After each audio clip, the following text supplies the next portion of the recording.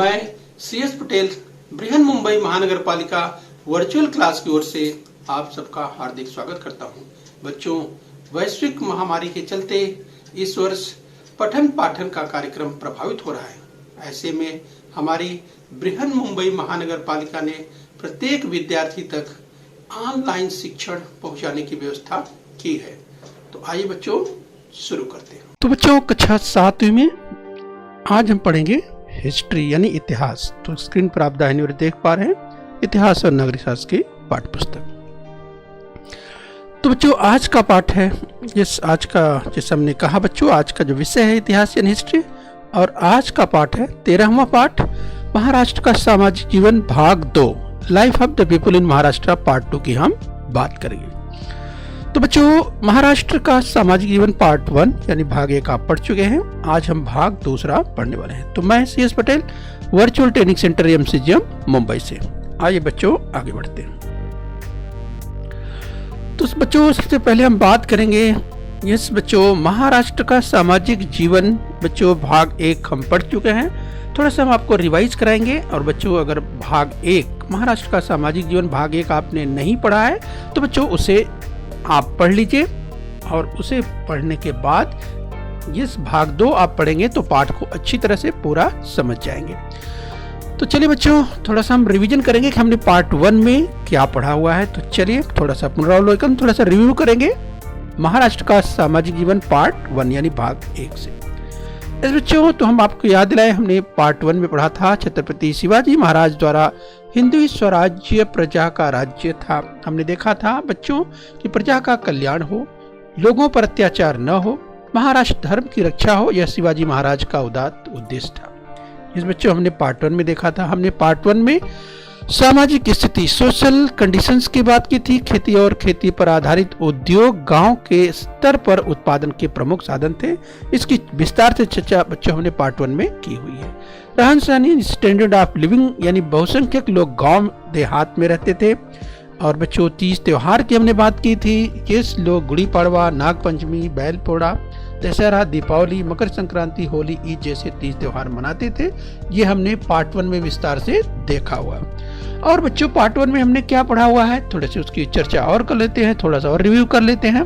इस बच्चों, तो हमने यातायात यात्रा की बात की, घाट मार्ग की बात की। घाट मार्ग सड़क, नदी पर बने पुल द्वारा यातायात चलता था। बच्चों, हमने खेल की बात की, स्पोर्ट्स, जिसमें विभिन्न प्रकार के खेलों की हमने बात की थी पार्ट 1 में।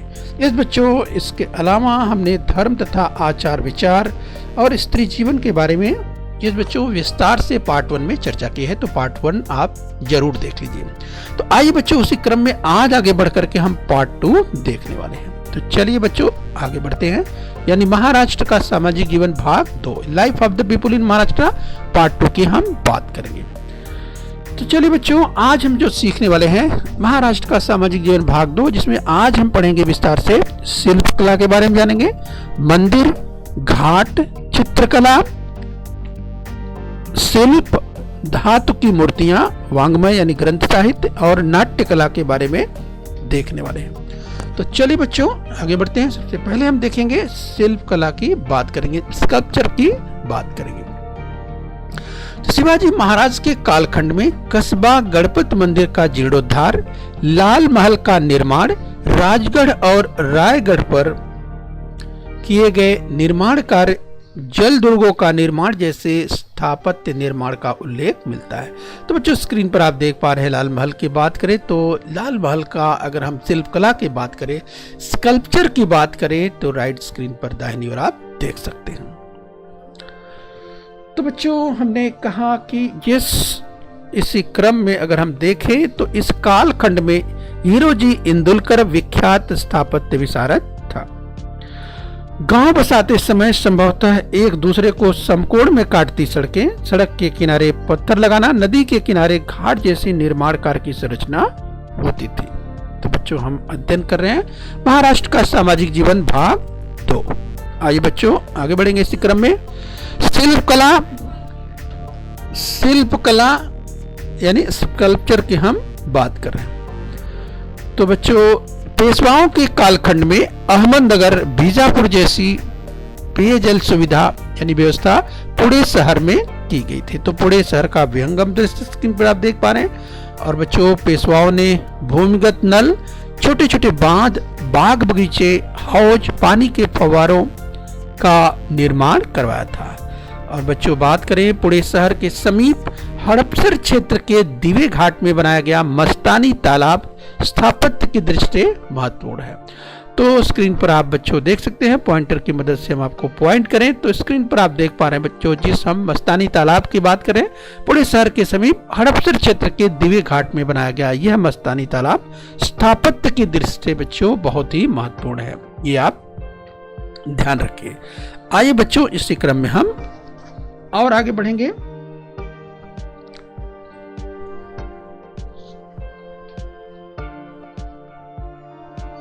तो बच्चों, हम शिल्प कला की बात करें, स्कल्पचर की बात कर रहे हैं। तो पुणे का शनिवार वाड़ा, इस बच्चों पुणे का शनिवार वाड़ा स्क्रीन पर दाहिनी ओर आप देख पा रहे हैं। इस बच्चों विश्राम बागवाड़ा, नासिक का सरकार वाड़ा, कोपरगांव का रघुनाथ पेशवा का वाड़ा, सातारकर छत्रपतियों के वाड़े, इनके अतिरिक्त वाई, मेलवली, टोके, श्रीगोंदे, पंढरपुर के पुराने वाड़े मध्ययुगीन वाड़ा संस्कृत के चिन्ह हैं, ये हमें ध्यान रखना है।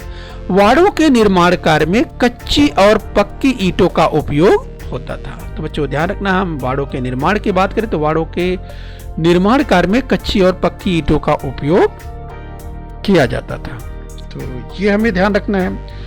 बच्चों, लकड़ी के खंभे, सहतीर, तरासे हुए पत्थर, कमाने, उत्तम घोटा हुआ चूना, खपरेल, छप्पर, कीचड़, बांस का उपयोग भी निर्माण कार्य में किया जाता था। वाड़ों की सजावट में चित्रकार, रंगकार, काष्ठ शिल्प, लकड़ी के शिल्प, आईनों का उपयोग किया जाता था। आइए बच्चों, इसी क्रम में और आगे बढ़ेंगे, हम समझने का प्रयास करेंगे। इस बच्चों मंदिरों की बात करेंगे, टेम्पल्स की बात करेंगे।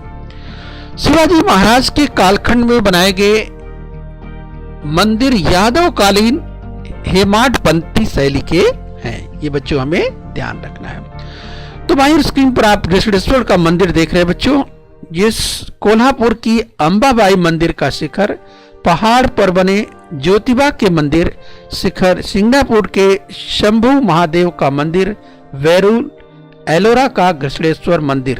तो बच्चों स्क्रीन पर जो देख पा रहे हैं बाईं ओर, बहुत ही चर्चित मंदिर गृष्णेश्वर मंदिर, जिस बच्चों जो कि वेरूल एलोरा का गृष्णेश्वर मंदिर, ये शिल्प विद्या के उत्तम उदाहरण के रूप में जाना जाता है। आज बच्चों इसी क्रम में हम और पढ़ेंगे।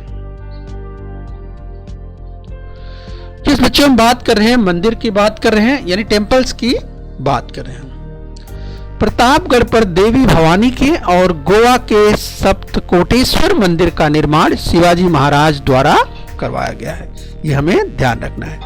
पेशवाओं के कार्यकाल में नासिक का कालाराम मंदिर, त्र्यंबकेश्वर का शिव मंदिर, गोदावरी प्रवरा नदियों के संगम पर स्थित कायगांव और टोके के शिव मंदिर, नेवासा का मोहिनी राज मंदिर ये बनाए गए। आइए बच्चों अभी हम देखेंगे घाट के बारे में। तो नदी अथवा नदियों की संगम स्थली पर तरासे गए पत्थरों से बनाए हुए घाट मराठी शाही की विशेषता है। तो बच्चों बात हो रही है नदियों की संगम स्थली पर तरासे गए पत्थरों से बनाए हुए घाट मराठी शाही की विशेषता है। इस कालखंड में सबसे सुंदर घाट गोदावरी और प्रवरा नदियों के संगम पर प्रवरा, संगम और टोके में बनाए गए हैं। तो स्क्रीन पर आप देख सकते हैं। अगर बच्चों हम बात कर रहे हैं तो चलिए हम पॉइंटर की मदद से आपको बताते हैं।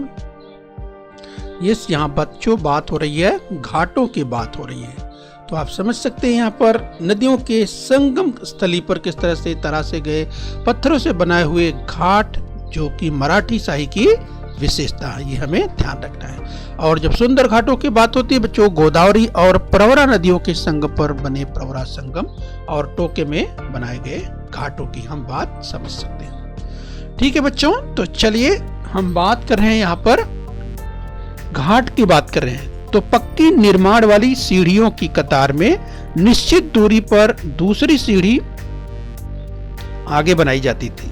इस कारण सभी घाटों का रूप निखर उठता था। पानी के बहाव द्वारा घाट का स्खलन न हो, इसलिए निश्चित दूरी पर पक्के बुर्ज बनाए जाते थे। तो चलिए बच्चों, इस तरह की विशेषताओं को ध्यान रखना है। तो चलिए आइए इसी क्रम में हम और आगे बढ़ लेते हैं। बच्चों, अभी हम देखेंगे चित्रकला की बात करेंगे, यानी पेंटिंग्स की बात करेंगे। पेशवाओं के कालखंड में शनिवार वाड़ा की दीवारों पर जिस बच्चों बनाए गए चित्र महत्वपूर्ण है। तो स्क्रीन पर आप बच्चों देख पा रहे हैं, शनिवार वाड़ा की बात करें तो बच्चों इसके पहले भी आपने शनिवार वाड़ा का चित्र देखा था, तो जिसमें ये जो प्रवेश द्वार है, ये देख सकते हैं प्रवेश द्वार। इसके अंदर अगर आप जाते बच्चों, पुणे में है, जो कि पुणे स्टेशन से थोड़ी ही दूर पर है। इस रेलवे स्टेशन की हम बात करें, वहां पर अगर आपको अवसर मिले तो आप शनिवार वाड़ा जरूर जाकर देखिए। तो इसके अंदर जब प्रवेश करते हैं तो अंदर जो जिस बच्चों मैदान है और कुछ स्थापत्य भी मैदान के अंदर आप वहां पर देख सकते हैं। और ये जो हम बात कर रहे हैं, पेशवाओं के कालखंड में शनिवार वाड़ा की दीवारों पर बनाए गए चित्र महत्वपूर्ण है। तो बच्चों ये हमें ध्यान रखना है। इस कालखंड में राघव, तानाजी, अनूप राव, शिवराम माड़को जी जैसे विख्यात चित्रकार हुए। तो बच्चों ध्यान रखना है, राघव, तानाजी, अनूप राव, शिवराम माड़ो जी जैसे विख्यात चित्रकार हुए, ये हमें ध्यान रखना है। जिस बच्चों आइए इसी क्रम में हम और आगे बढ़ेंगे। जिस बच्चों सवाई माधवराव पेशवा के कार्यकाल में गंगाराम तांबट प्रख्यात चित्रकार था। तो बच्चों ध्यान रखना है, सवाई माधवराव पेशवा के कार्यकाल में गंगाराम तांबट प्रख्यात चित्रकार था। पेशवाओं ने चित्रकला को प्रोत्साहन दिया। तो बच्चों में ध्यान रखना है कि पेशवाओं ने चित्रकला को प्रोत्साहन दिया। पेशवाओं के कार्यकाल में पुणे, सातारा, मेड़वली, नासिक, चांदवड़ और निपाड़ी के वाड़ों की दीवारों पर चित्र बनाए गए थे। आइए बच्चों हम आगे समझने का प्रयास करेंगे। इस बच्चों हम बात कर रहे हैं, इस चित्रकला की बात कर रहे हैं। तो बच्चों पांडेश्वर, मोरगांव, पाल, बेनवड़ी और पुणे के समीप पाषाण में बनाए गए मंदिरों की दीवारों पर चित्र बनाए गए थे। तो यहाँ पर अगर हम पुणे की बात करें, पुणे के समीप, तो इस पांडेश्वर, मोरगांव, पाल, बेनवड़ी और पुणे के समीप पाषाण में बनाए गए मंदिरों की दीवारों पर चित्र बनाए गए थे। तो ये हमें ध्यान रखना है। बच्चों इस कालखंड के चित्रों के विषय दशावतार, गणेश जी, शंकर, राम पंचायतन, विदर्भ के जामोद में निर्मित जैन मंदिर में अंकित जैन चरित्र और पौराणिक कथाएं थे।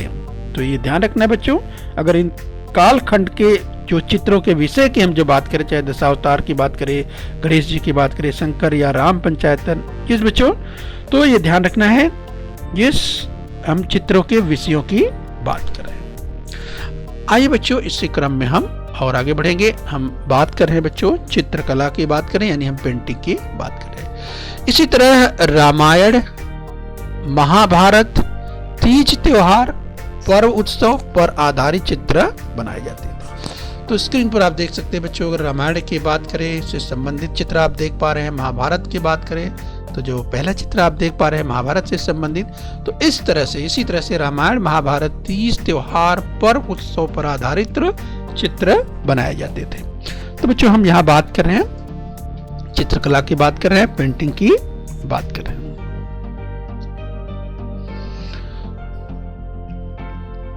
पोथियों पर अंकित चित्र, लघु चित्र, व्यक्ति चित्र और प्रसंग चित्र भी थे।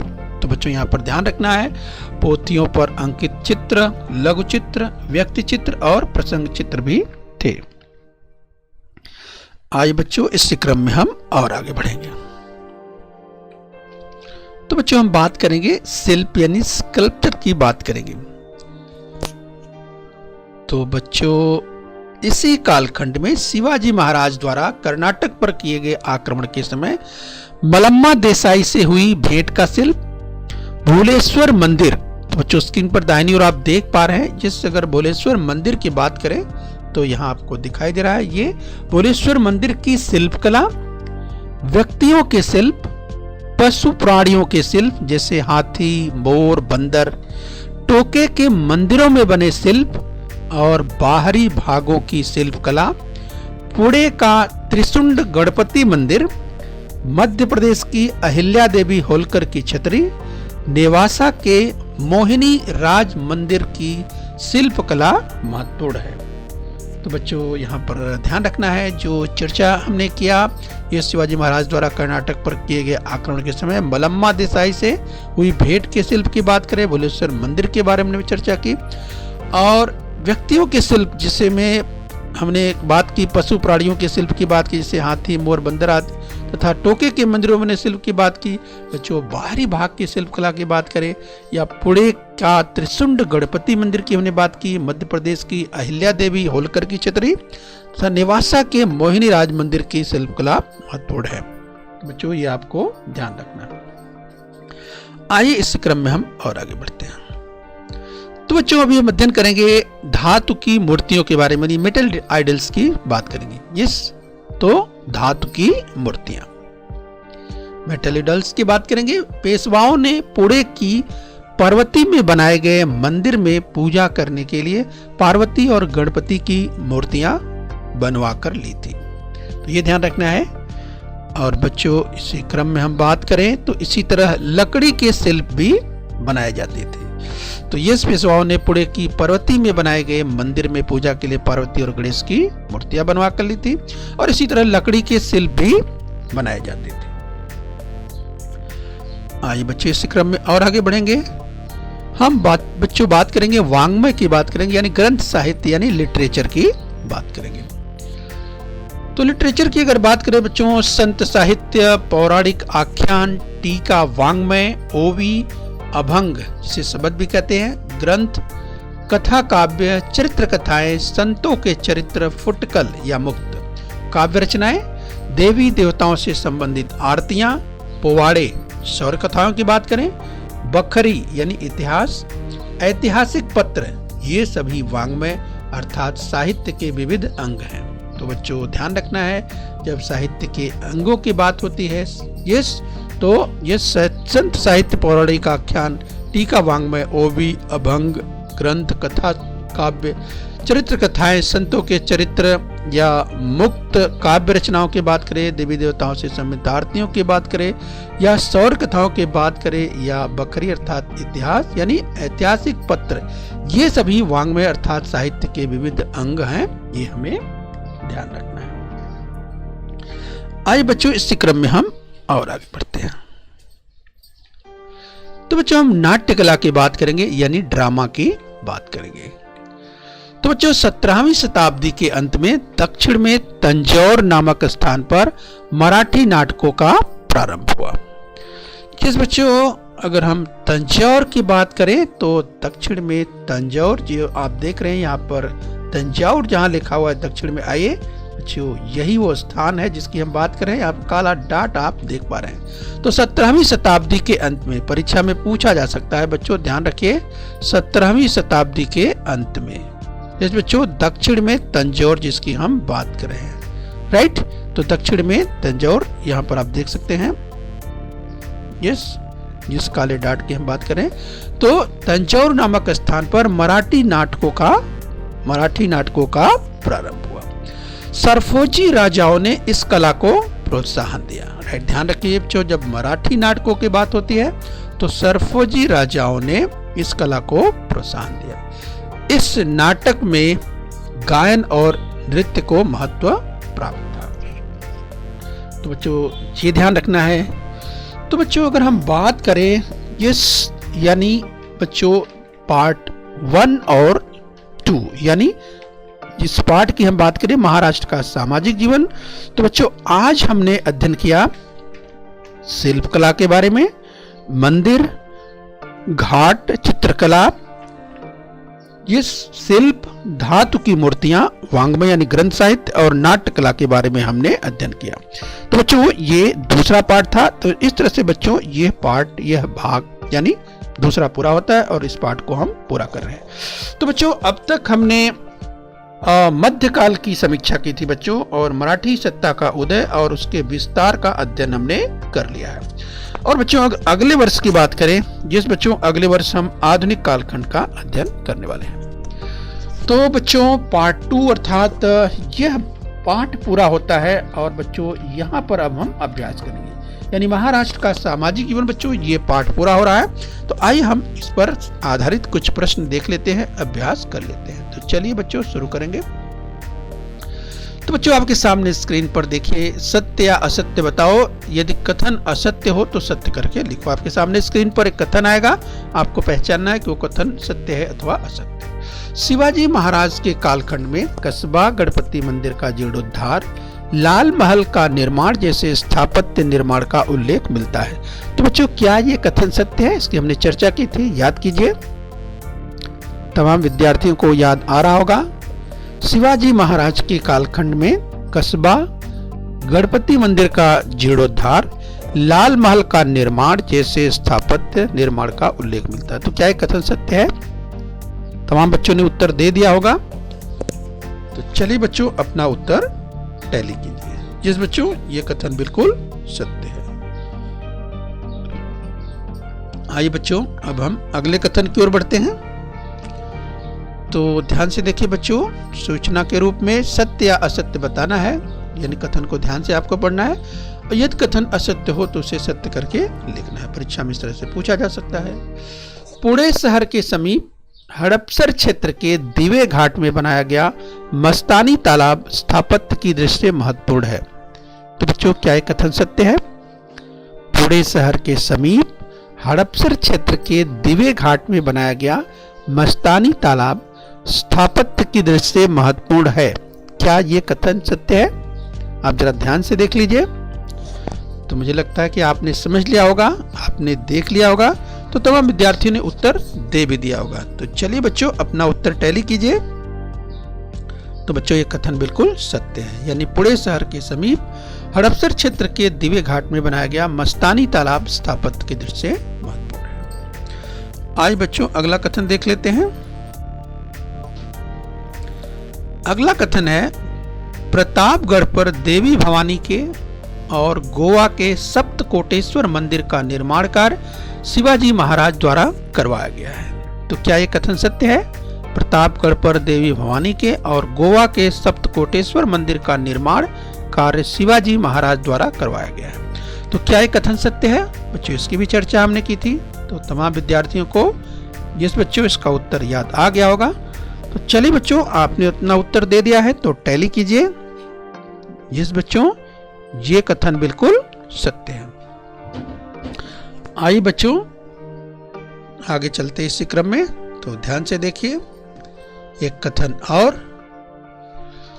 अगला कथन है बच्चों, 7वीं शताब्दी के अंत में दक्षिण में तंजौर नामक स्थान पर मराठी नाटकों का प्रारंभ हुआ। तो बच्चों क्या ये कथन सत्य है? याद कीजिए, हमने इसकी चर्चा की थी, याद कीजिए। यहां लिखा है 7वीं शताब्दी के अंत में दक्षिण में तंजौर नामक स्थान पर मराठी नाटकों का प्रारंभ हुआ। तो बच्चों ध्यान से देखिए, 7वीं शताब्दी के अंत में दक्षिण में तंजौर की बात कही जा रही है और मराठी नाटकों के शुरू होने के प्रारंभ की बात कही जा रही है। तो क्या कथन सत्य है? तमाम बच्चों ने समझ लिया होगा और बच्चों ने मुझे लगता है कि इसका उत्तर भी दे दिया होगा। तो बच्चों चलिए अपना उत्तर टैली कीजिए। तमाम विद्यार्थियों ने उत्तर दे दिया होगा, तो अपना उत्तर टैली कीजिए। क्या आपके उत्तर सही है? मिलाइए। तो बच्चों ये कथन असत्य है। तो बच्चों अगर आपने इस कथन को असत्य किया होगा तो आपने समझ लिया होगा कि आखिर में ये असत्य कहाँ है। और जिन विद्यार्थियों को अगर नहीं ध्यान आया होगा तो इस बच्चों ने समझना है, सोचना है कि आखिर इसमें असत्य क्या है। क्या कहा गया है? 7वीं शताब्दी के अंत में। देखिए बच्चों जरा ध्यान से, 7वीं शताब्दी के अंत में दक्षिण में तंजौर नामक स्थान पर मराठी नाटकों का प्रारंभ हुआ। तो बच्चों आपको याद आ रहा होगा, तो 7वीं शताब्दी की बात की जा रही है, 7वीं शताब्दी के अंत में। तो क्या 7वीं शताब्दी के अंत में, यस बच्चों, यानी ये भाग सही है क्या? आपको याद आ रहा है? तमाम विद्यार्थियों को याद आ गया होगा। यहाँ पर 7वीं शताब्दी लिखा हुआ है, यस बच्चों, जो कि सही नहीं है। तो सही क्या है बच्चों? तमाम विद्यार्थियों ने उत्तर दिया है, बच्चों उसको टैली कीजिए। 7वीं नहीं बल्कि 17वीं शताब्दी के अंत में। तो बच्चों सही था, अर्थात जो 7वीं शताब्दी यहाँ लिखा है वो असत्य है, तो उसी को सत्य करना है। तो सत्य करके क्या लिखना है? 7वीं को हटा करके उसकी जगह 17वीं लिख देना है, यानी 17वीं शताब्दी के अंत में। अब इसके बाद चेक कीजिए बच्चों बाकी का हिस्सा देखिए। 17वीं शताब्दी के अंत में दक्षिण में तंजौर नामक स्थान पर मराठी नाटकों का प्रारंभ हुआ। तो आप मिला लीजिए। इसके बाद देखिए 7वीं को हटा करके, रिमूव करके इसको प्लेस कर दीजिए, इसकी जगह पर लिख दीजिए 17वीं। तो देखिए सत्य कथन करके परीक्षा में इस तरह से लिखना है। परीक्षा में अगर प्रश्न यह कथन पूछा गया तो आपको पहले बताना है कि यह वह सत्य है या असत्य है। सत्य है तो चलो ठीक है, लेकिन अगर असत्य है, यदि कथन असत्य हो तो सत्य करके लिखना है बच्चों, राइट। तो यानी जो अगला भाग, दूसरा भाग शुरू होता है उत्तर का, वो भी पूरा करना है इस बच्चों। तो इस तरह से आपको उत्तर को पूरा लिखना है। 17वीं शताब्दी के अंत में, यानी जहां पर असत्य है उस भाग को सत्य करके फिर सत्य कथन को पूरा लिख देना है। सत्य कथन देखिए इस रूप में लिखा है, 17वीं शताब्दी के अंत में दक्षिण में तंजौर नामक स्थान पर मराठी नाटकों का प्रारंभ हुआ। आपको अच्छी तरह से चेक कर लेना है जिस बच्चों कि और कोई परिवर्तन तो नहीं है। देखिए दक्षिण में तंजौर, यहाँ दक्षिण में तंजौर लिखा हुआ है। मराठी नाटकों का प्रारंभ हुआ, मराठी नाटकों का प्रारंभ हुआ। तो बच्चों इस तरह से केवल 7वीं यहाँ पर बदल देना था, 7वीं शताब्दी नहीं बल्कि 17वीं शताब्दी। ये जो है इसको जो असत्य था उसको सत्य करके लिख देना। तो बच्चों इस तरह से इसे पूरा करना। आइए बच्चों आगे बढ़ेंगे इसी क्रम में। तो चलिए बच्चों अंतिम कथन हम देख लेंगे, जरा ध्यान से देखिए। पेशवाओं के कालखंड में शनिवार वाड़ा की दीवारों पर बनाए गए चित्र महत्वपूर्ण हैं। तो बच्चों याद कीजिए क्या ये कथन सत्य है? पेशवाओं के कालखंड में शनिवार वाड़ा की दीवारों पर बनाए गए चित्र महत्वपूर्ण हैं। तो तमाम बच्चों को याद आ गया होगा। तो चलिए अपना उत्तर टैली कीजिए। यस, ये कथन बिल्कुल सत्य है। तो बच्चों इस तरह से भाग दूसरा यहाँ पर पूरा होता है, यानी बच्चों महाराष्ट्र का सामाजिक जीवन। इस तरह से 2 भागों में यह पाठ हमने पूरा किया है और हम उम्मीद करते हैं बच्चों दोनों भाग पढ़ने के बाद आप पाठ को अच्छी तरह से समझ जाएंगे। और इसलिए बच्चों खूब मेहनत से पढ़ाई करिए और बच्चों बृहन मुंबई महानगर पालिका के इस चैनल को सब्सक्राइब करिए और बच्चों अपने स्वास्थ्य का ध्यान रखिए। ओके बच्चों बृहन मुंबई महानगर पालिका के इस चैनल को सब्सक्राइब कर लीजिए और बेल आइकन प्रेस कर लीजिए। बच्चों हम उम्मीद करते हैं यहाँ तक आपने समझ लिया है। आगे फिर मिलेंगे। आज के लिए इतना ही। Thank you very much.